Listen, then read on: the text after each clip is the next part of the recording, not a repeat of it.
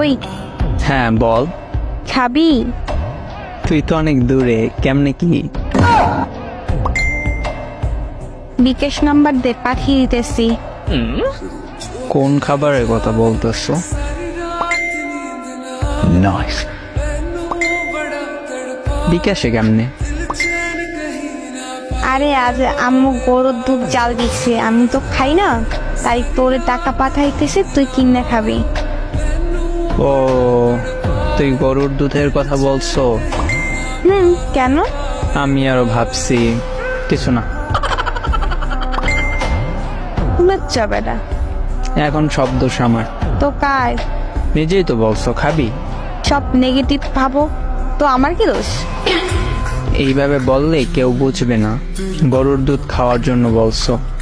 সবাই ওইটাই বুঝবে যেটা তুই বুঝছো। ফাজিল। তুই আমায় বানাইছো ফাজিল? নিজে হইছ। জি না, এমন খাবি খাবি বললে এমন বানাইছো। আরে খারাপের কি বলছি?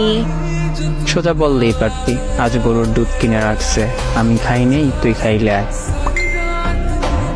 এইটা না বললা আমার পচা জিনিস ভাবাইছো। না, আমি তোর গুলো খাওয়ার জন্য দুধ খাই না।